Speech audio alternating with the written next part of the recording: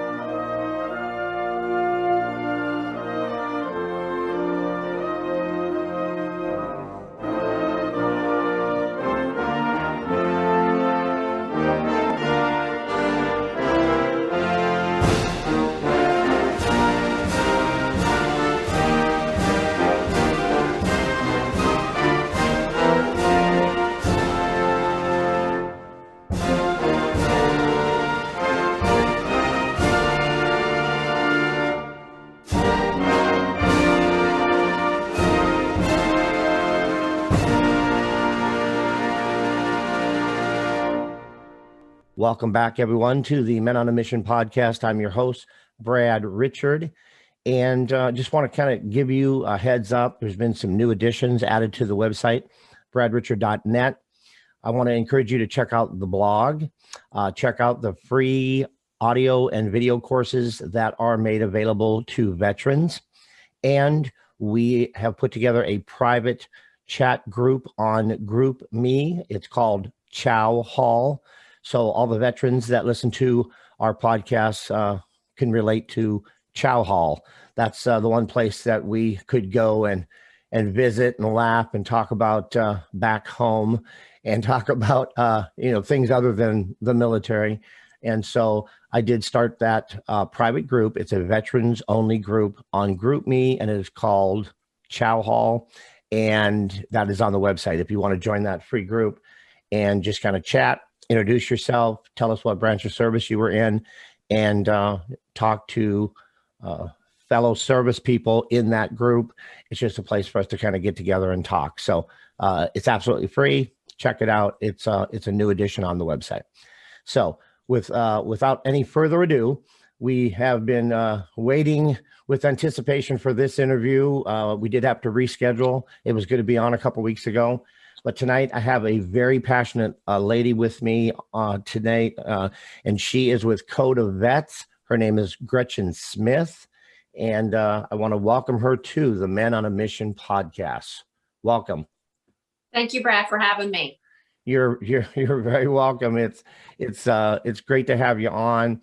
I've been following your mission with the Code of Vets, and some of the people that I spoke to earlier on in the week, I was telling them about your organization, and they were shocked and they were in awe of the concept and of the idea, and they were like, "I've never heard of it, but that's fantastic." I personally, I've seen you on Fox News, on Newsmax. I've seen you on the mainstream media. Here tonight on my podcast, you're going to have a lot more time. We won't cut to break or anything, and you'll have a lot more time on the podcast. But why don't you go ahead and start off with telling the listeners a brief synopsis or a brief bio of Code of Vets, your organization, and where did it all start? What brought you to it? Well, I am a mountain girl from North Carolina.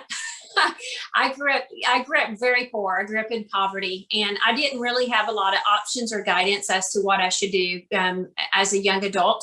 my entire family, a lot of my adult males in my family had served, including my dad, which he's the inspiration of Code of Vets. And I'll get into that in a few moments. But really, that inspired me to head down that path. So I joined the United States Air Force. It was the best thing that I had ever done. I needed that stability. I was raised in dysfunction, and the Air Force basically saved my life. It gave me a place where I felt like I had family, stability, structure, and it instilled all of those traits in me that I needed in order to be a successful adult and contribute back to society. And I really wanted to get out of the mountains to see the world. And, and we were very isolated there. And my time in boot camp was eye-opening. I was like a sponge. I was soaking it all in. I was overwhelmed at first, didn't know if I was going to make it or not, but I did. And it was just a fantastic experience. I spent 4.5 years, almost 5 years in the Air Force. Met my husband over in Germany at Ramstein Air Base. Served as a security specialist, which is now security forces. And we got married. I ended up with attaining 4 degrees. Thanks to my time in service, I used my GI Bill wisely and then continued my education from there. And I chose to be a stay-at-home mom, Brad. I wanted to focus on my kids. My husband's career took off.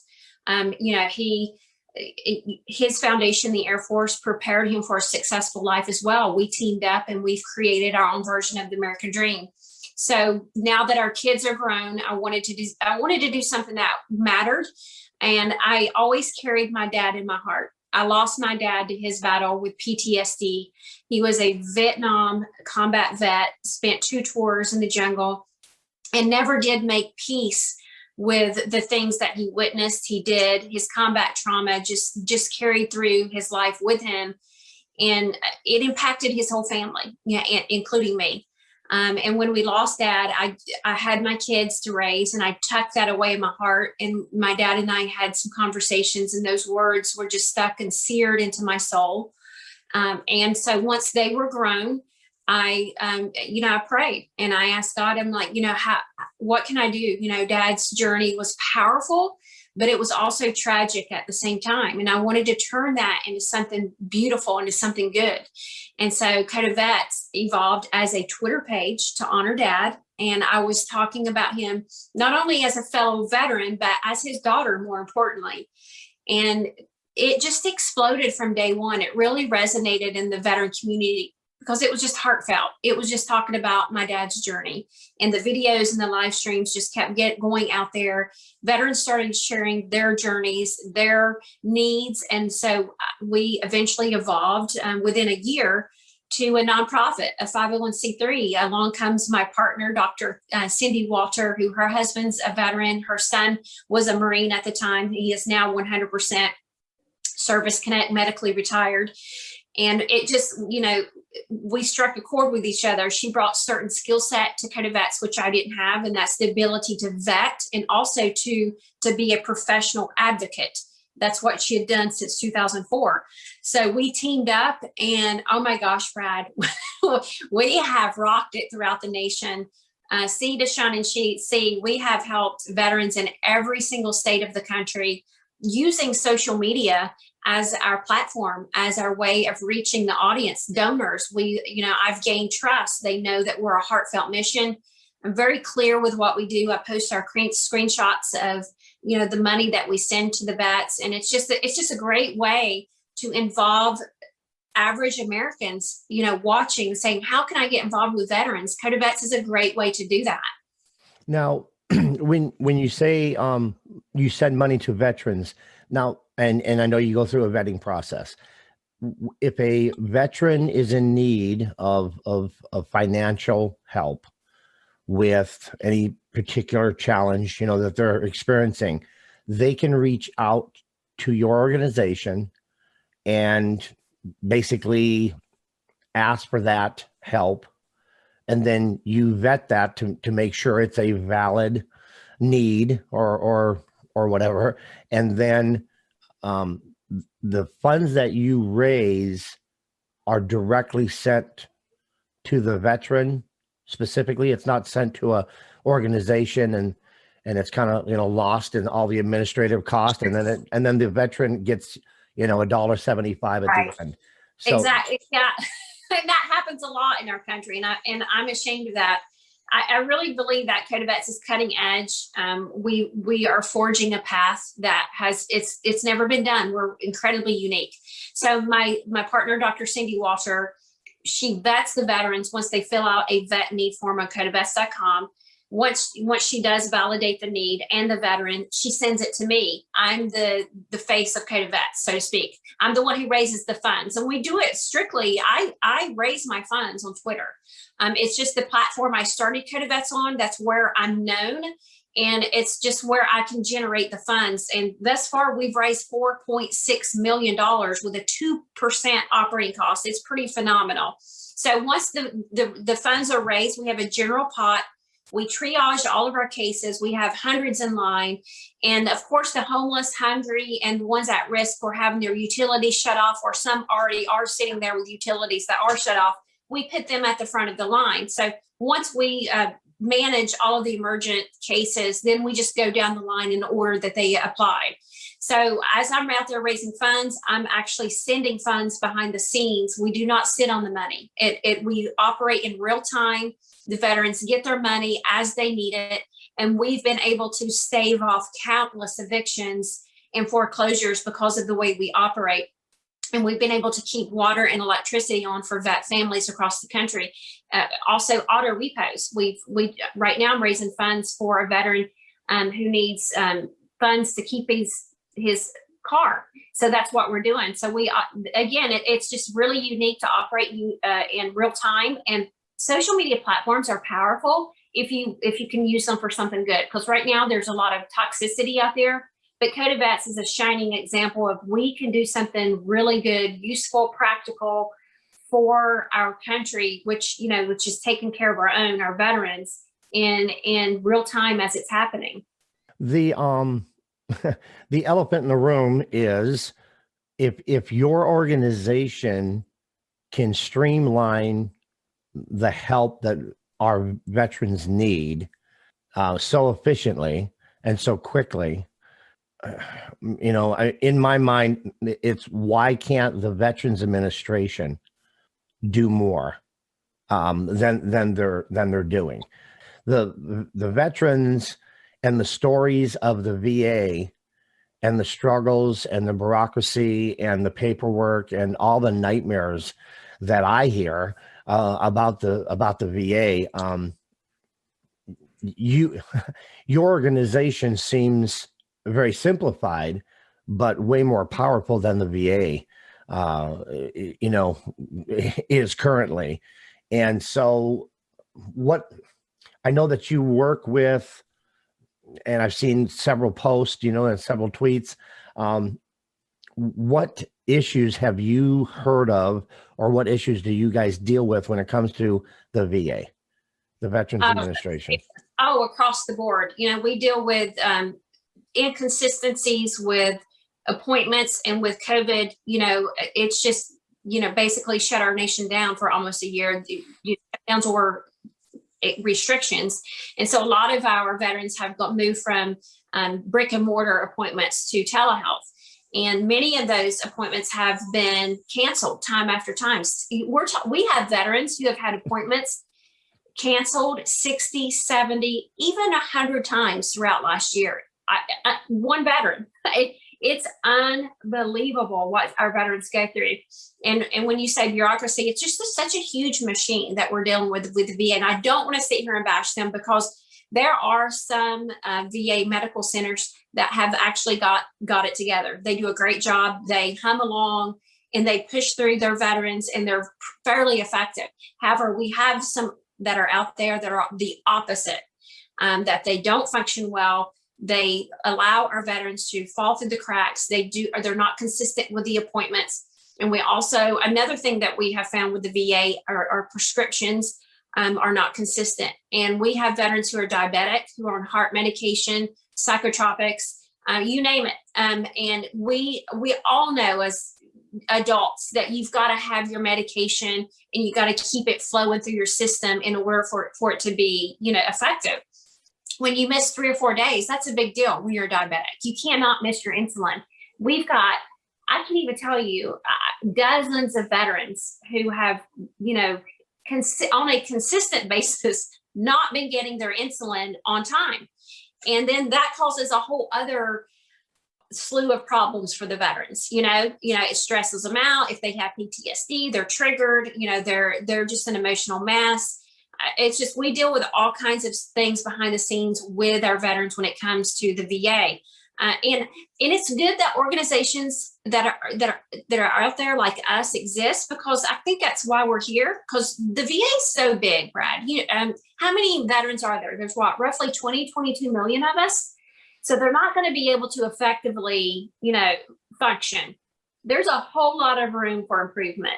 But because we are around, we can advocate for them. My partner, Cindy, is a professional advocate. I've never seen anybody like her. She's got her PhD in public health. So not only is she an expert in that industry, but she has used her knowledge of public health, and she's learned the VA, the process, the system, and she can navigate it very well. She can get benefits through very quickly, and she's got like a 99% rate where they are approved. So she knows the verbiage that needs to be placed in the claims when they're submitted.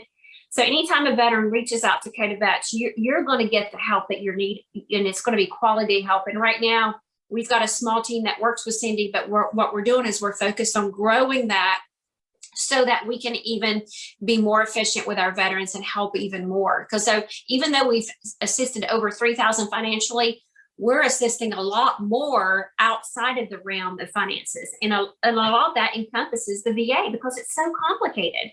Right. Now, the vets that reach out to you, have they already separated, or are you helping any current active duty? We have actually had quite a few active duty in the process of separating, reach out. They have followed us or they've been referred, and we have assisted them in their transition. But generally, we do help the veterans that have already been processed out.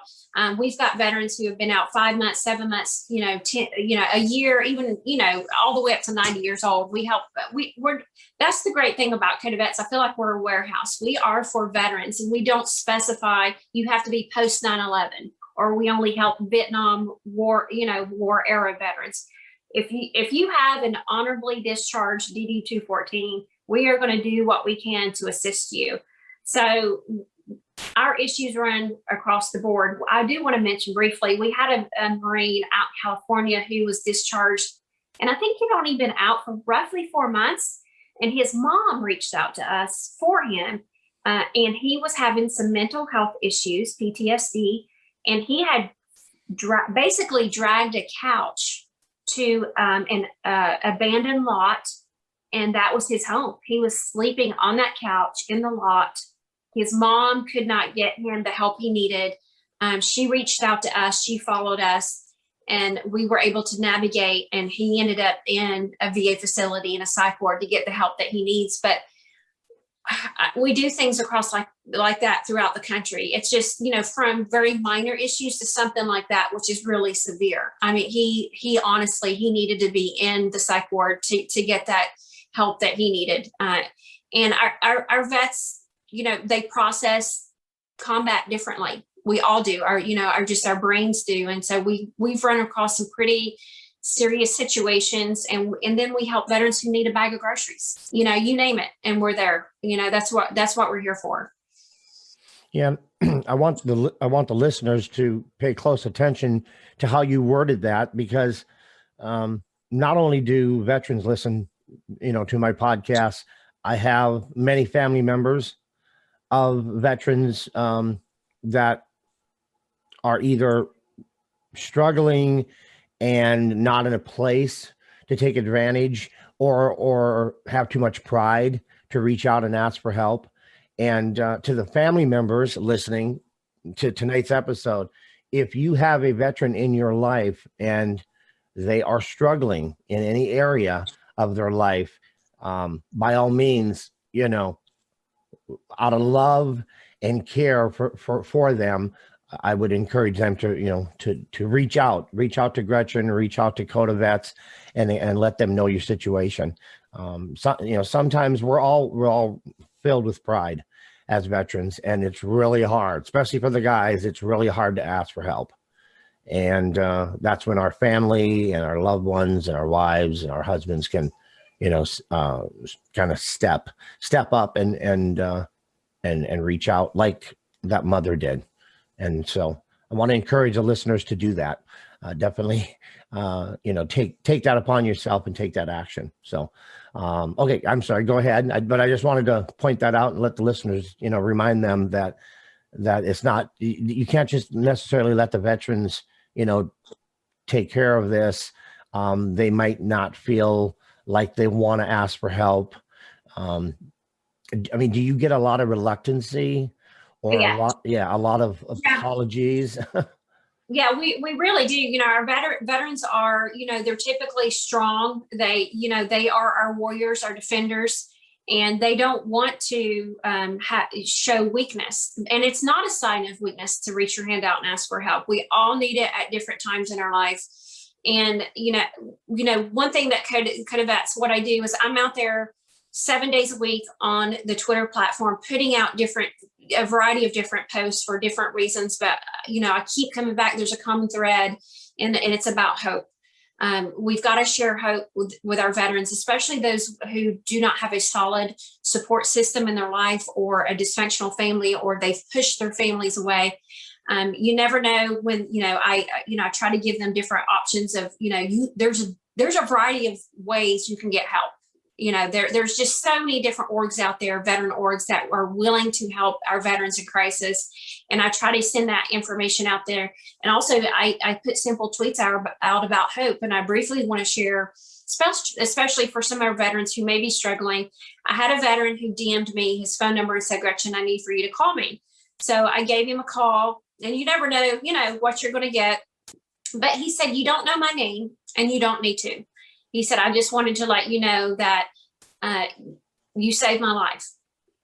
He said, I'm going through a divorce. I was sitting at my kitchen table. I wasn't going to blow my brains out. I had a gun in my hand. He said, I had my phone in one hand and I had a gun in the other hand. And he said, my phone vibrated, and I reached down and I looked at my phone, and there was a tweet from Code of Vets. And it was a tweet about hope. And he said, I put down my gun and I clicked on the replies from other veterans. And he said, "Gretchen, I made a different choice that day because of what was said in that tweet about hope. It gave me the strength to move on past that dark moment." That's powerful, Brad. And that's what we need to do is we need to be out there. We need just to be sharing that you're not alone. We're here. There is help. There is hope.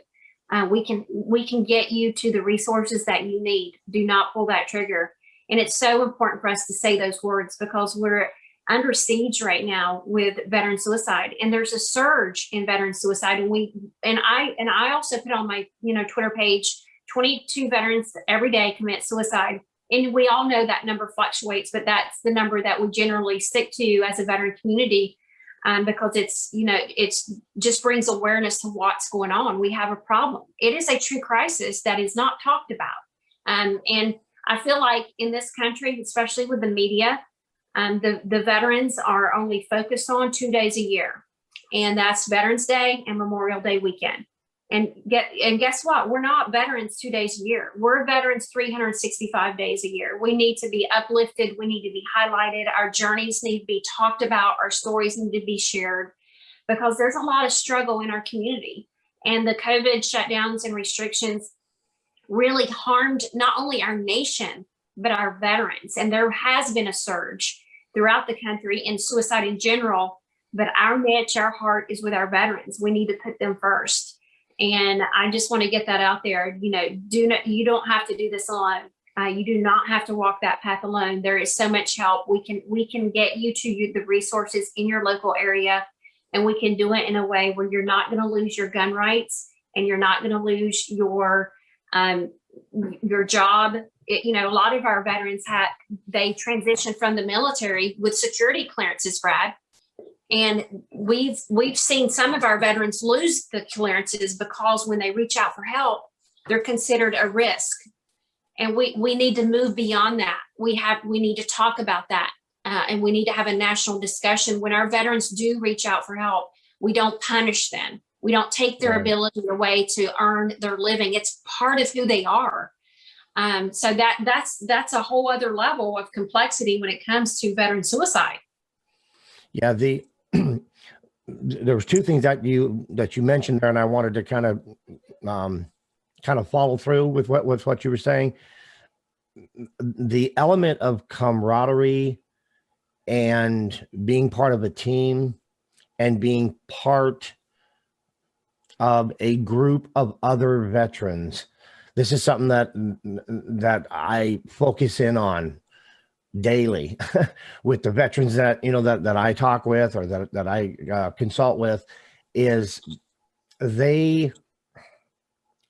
one of the biggest things that I hear is they struggle with the civilian world, because the civilian world and the military world is so different. The level of self-responsibility and the people that they have your back, and willing to die for you, and you're willing to die for them, and just that line that goes through the military, it's absent in society. It's absent in the civilian world. And I think it's so important for veterans. The strong ones need to help the ones that are struggling, but bring them in to the squad, bring them into the platoon, whatever that is for you, in your area. But we have to foster that team aspect, or being part, of Alpha Company, Bravo Company, Charlie Company, whatever. We have to bring them together, and sometimes we're going to have to carry some of them, to the group.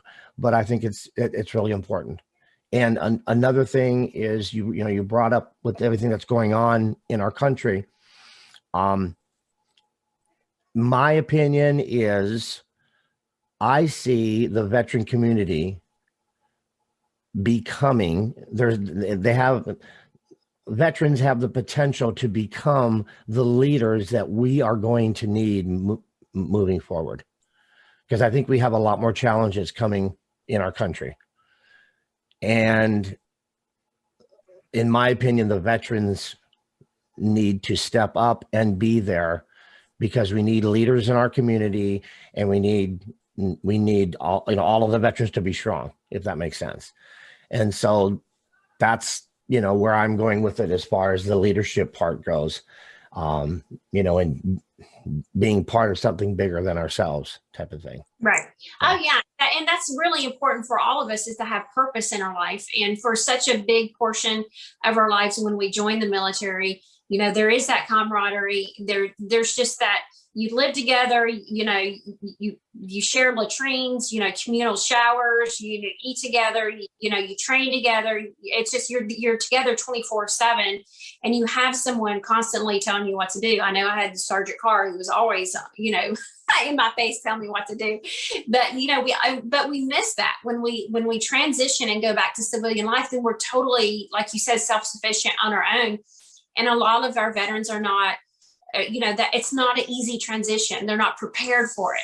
And when we go into the military, we go through boot camp, which tears us down and builds us back up. They get rid of the individual, and they build back up the team. And it's powerful, and it works. But when we leave and transition and separate from the military, it just, the classwork you go through is nothing compared to boot camp, and it doesn't prepare you for that transition. I served a little under 5 years, and I had a tough time transitioning. I had, a couple issues as a female, because when I got out, I was married. I just got pregnant. So I transitioned as a pregnant female vet, which brought me a whole new, set of issues. So it's just, we really do feel like we're on our own, and we're just cut off. And imagine someone who served 15, 20, 25 years. That's hard, and a lot of them have become suicidal over it. They can't function without that camaraderie.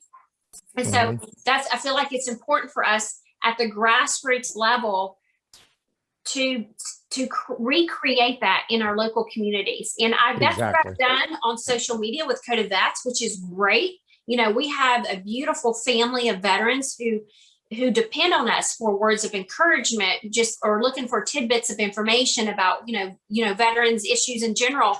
But really in our communities is the heartbeat of it. We've got to find our own little fire teams or squads or like, you know, platoons, whatever you want to call it, label it, and be there for each other in real life.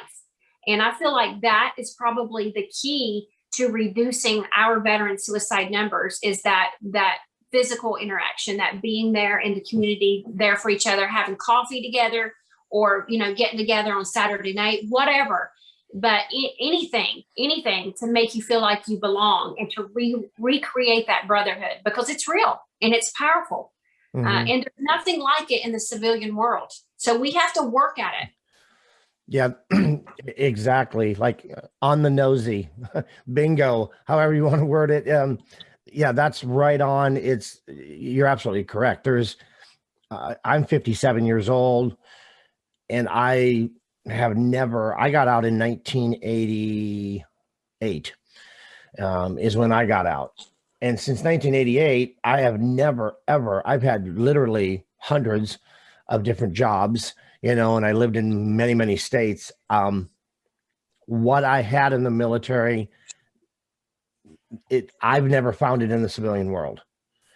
And people that have never served in the military, they don't understand it. They don't understand the energy, the mindset,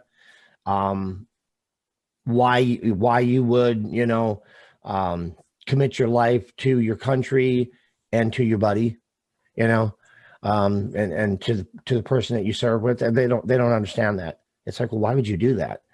And so, yeah, it's a mindset, and it will dramatically affect the suicide numbers if we can bring more and more of us together, you know, I guess, create the team or bring people back into that mindset. I think the veterans that are not serving, they're already on a mission. But I think the veterans that are not currently on active duty, I think a new mission should be defined for us as veterans. And where are we going to go, and what are we going to do in the future as far as our country goes? And I think we should have a mission that's not military related, if that makes sense. Yeah. Oh, yeah, absolutely. I think that's very important for veterans to feel they have that purpose, because they, you know, it's so important to feel like you're part of something that's, you know, part of the bigger picture. And since we've got the training, you know, from our time in service, why not, you know, somehow change that and incorporate it into civilian life? And we can do it. It's just, we need to have, you know, more of a national conversation. Our media is so hyper focused on politics right now. Everything's so, you know, divisive and you know, it's all about the world of DC and politicians and what they're, you know, what crazy thing they're going to say next. But really it's we're the ones that matter. We, the people, the veterans, the ones that are living out in the country day to day, going to work, trying to take care of family, dealing with PTSD or TBI or other life issues that hit us. And we need to find a way, you know, to say, you know, what can we give our vets to do that's going to give them that sense of purpose again? And that's going to, it's so motivating. And that's what we need to do.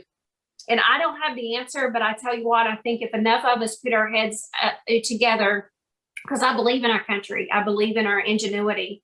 I believe that we can come up with something for our veterans to lead in the nation and to use their training and skills to be part of the solution for our country.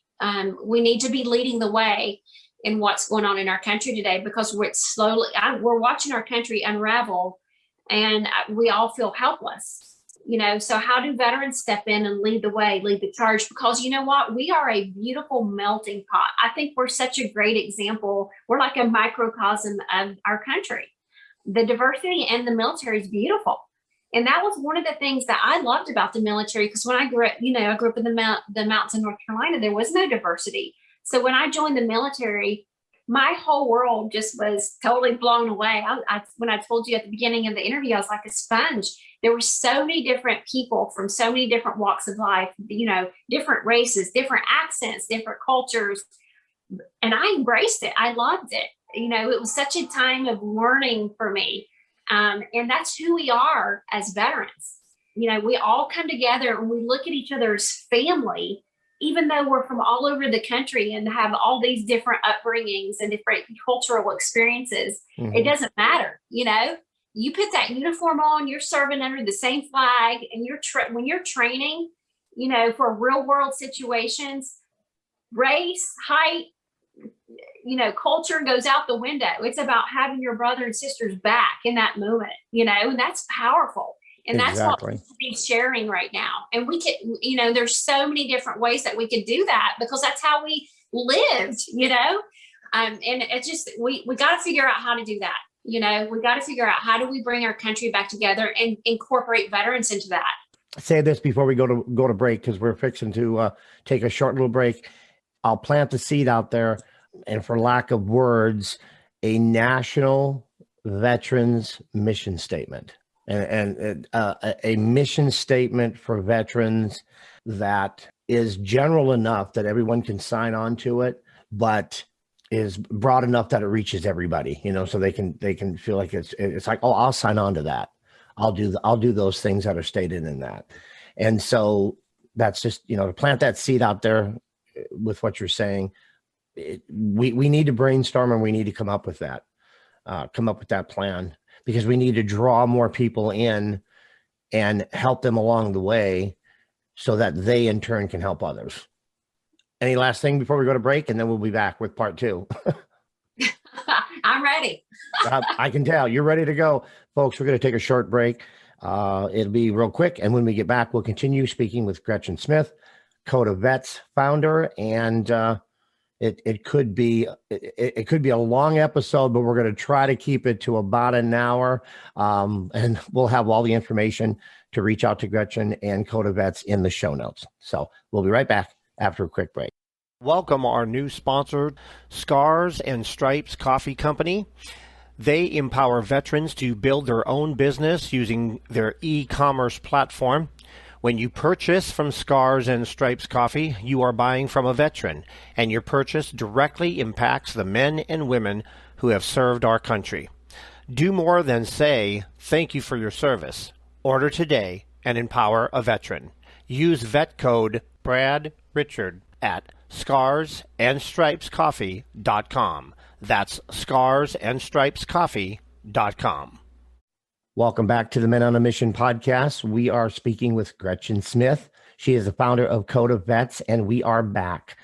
This is the second part of episode 46. Might be a little shorter than the first part. Time, with some time restraints. So the second part might be a little bit short. But welcome back, Gretchen. Thank you. Thank you, Brad. You're ready to go. We talked about a whole bunch of things, and in the first part, the second part. Now, I know that at Code of Vets, you're helping the veterans financially, directly. There's no middleman or middlewoman. There's nobody in the middle. You are actually helping them directly. Now, what other things will people find at the website? Well, if you go to the website, you can either donate or please follow us. All of our platforms are listed on the Code of Vets site. And our primary place of operation is Twitter. And that's where we are able to get our missions fulfilled as far as finances. Even if you create a Twitter page just to follow Code of Vets, I promise you it will be worth it. We have veterans out there every day. They are worthy men and women who put that uniform on, put those combat boots on, and served us.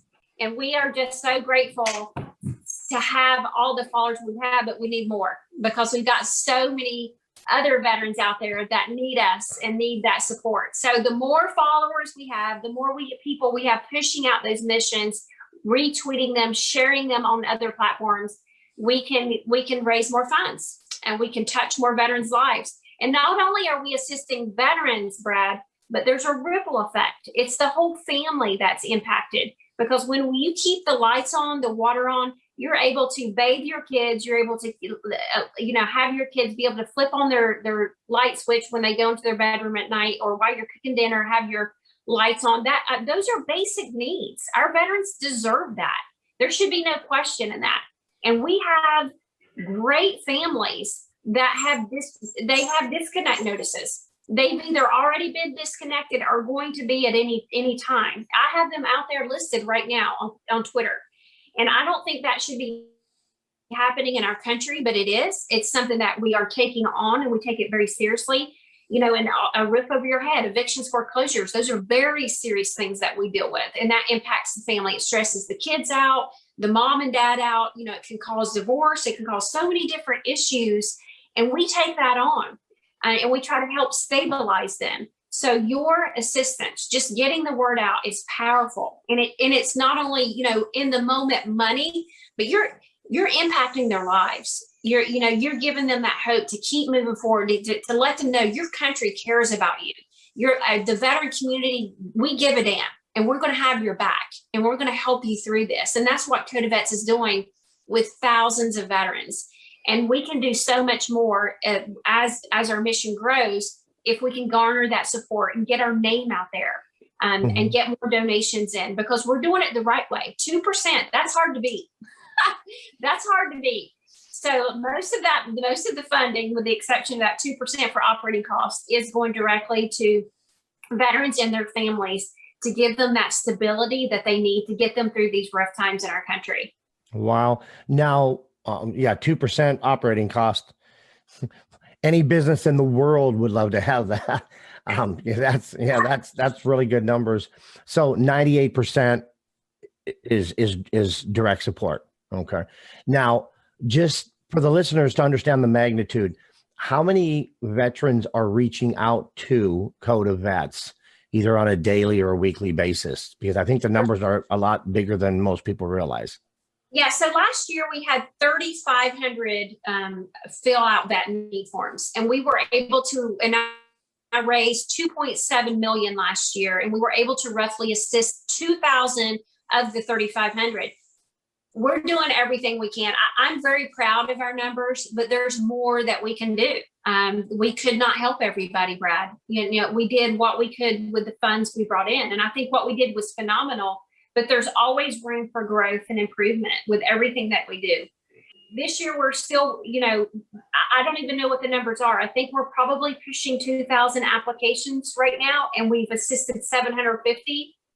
And the reason why our number has dropped with assistance is in January, Twitter purged a lot of accounts, and we lost 81,000 followers. And we took a significant hit.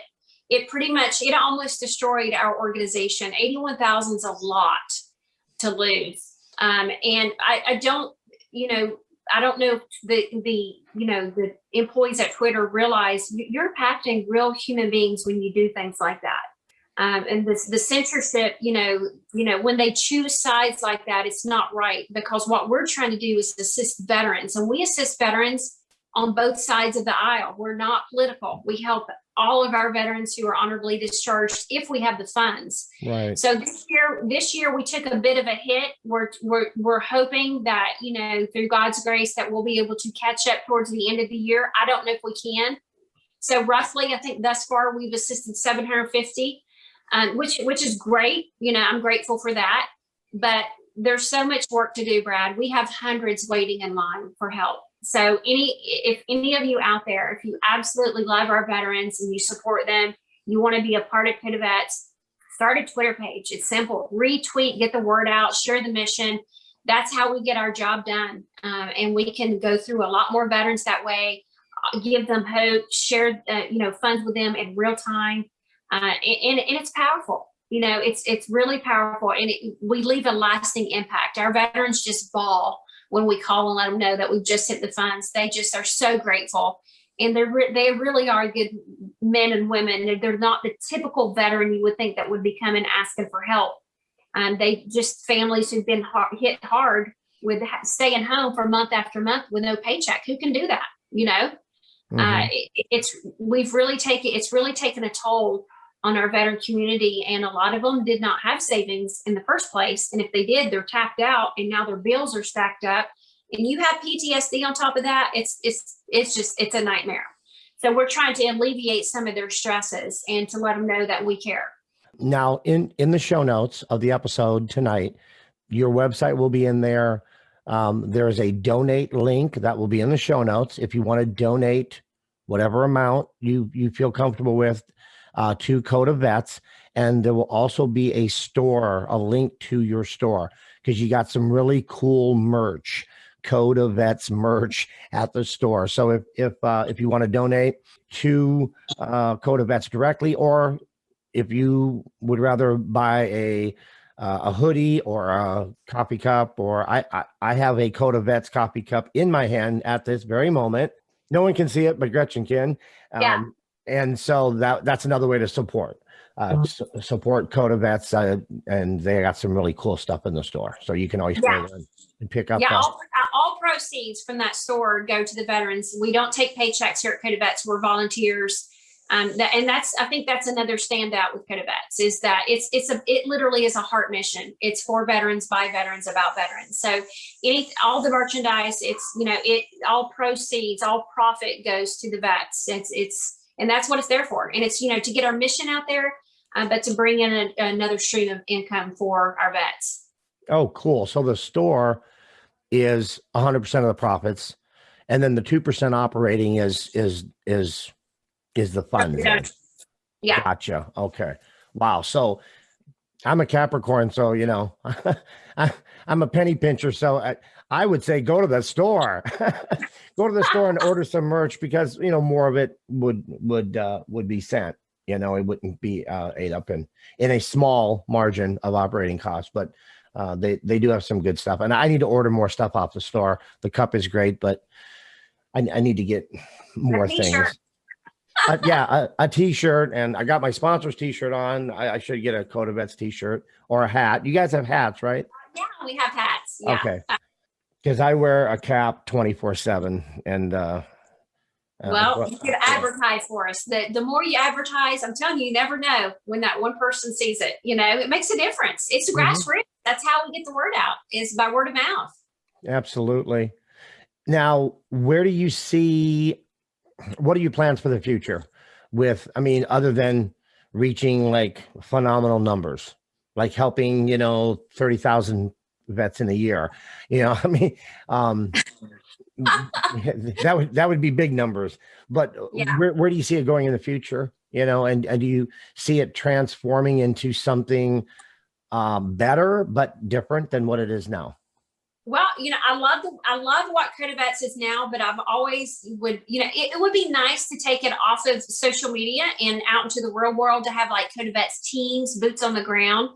That would be phenomenal. We have tried it, and we're just not quite big enough yet. I think we're still, growing. We're still fairly new.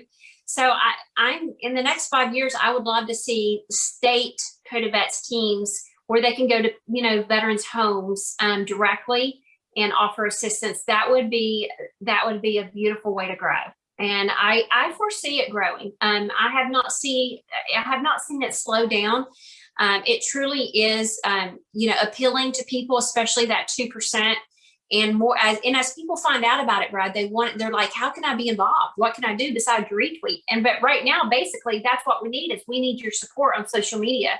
But as we grow, evolve over the next 5 years, I would love to see, teams in every state, going out to veterans, and letting them know, hey, we're here. Gretchen sent me we've brought what you need. So have like, you never know. I'm state excited. chapters. I'm excited about it. Yeah. Okay. Yeah. Separate chapters within the state that could probably process, help request for their state, maybe on a state, and more face-to-face interaction. Yeah. On a state or a local level. That would be cool. Yeah. Yeah, it would be. I know that's, down the road, but I can see that happening. I mean, our growth from day one has just been unbelievable. And it's, and I think veterans are ready for something that's real. and genuine. And that's what we are. Nobody's making money from this. And I don't want anybody to make money from this. What we're here to save lives, to give people, our veterans, second shots at life, or to give them a boost, to let them know that, hey, we're here for you. So, we're unique. We don't need a paycheck. We don't want a paycheck. We just want to keep it about the veterans and keep it heartfelt and simple. And you have my full respect and admiration for that, because I think that's why I wanted you to be on the podcast. I want the veterans and their families to hear about you guys. I try to keep up with you on Twitter and retweet as many as I can. Even I have a full-time job too, and when I have an opportunity to hit the retweet after going through the tweets, I try to retweet as many as possible. But thank you, Brad. You're welcome. So retweet, people. Follow Coda Vets on Twitter. I do cross posting as well. I don't know if you're on LinkedIn or not, but I do. I will share from Twitter over to LinkedIn. Okay, yeah, cool. Yeah, and so I've done that as well. Nice. It was great to have you on the episode. I appreciate you giving me all the information. We're both on a similar mission, and I make no money with my services that I provide. I provide a lot of stuff to veterans for absolutely free on my website, and there's no cost involved because there's a passion and there's a reason behind it, just like yourself. That's and right. So all they have to do is take advantage of it. We just put it out there and it's like, here you go, and so I encourage the listeners to buy a mug, a t-shirt, a hoodie at the store, and or donate or do both. But you can do that at Codavets. It's .org, right? .com. Oh, Codavets.com. That's why I'm putting the link in the show notes. So just I'll have to edit the .com thing out of the audio, but don't go to .org because you won't get there. So, well, once again, we've been talking with Gretchen Smith, and she is a Air Force veteran. And I tried to get into the Air Force, but my scores were only high enough to get into the Army. Hey, my dad was Army. I love Army. Yeah, I wanted the Air Force, and I ended up in the Army because they were like, your scores are nowhere near the Air Force scores. So I was like, well, okay. So it was close though, but I didn't make it. But Army to Air Force, I really appreciate you being on, and I'll keep retweeting. Folks, check out Coda Vets. It is a great organization and is definitely there for our vets. So any last words before we wrap it up? Veterans, you matter. Don't ever let anybody tell you any different. Don't feel any different. We care. You do not have to walk that path alone. We can assist you. There's so many different options for help. I just want you to know that you have an entire veteran community, a nation that honors and loves you. And I can't add anything better than that. So thanks again, Gretchen. I appreciate you being on. And I want to thank everyone for tuning in.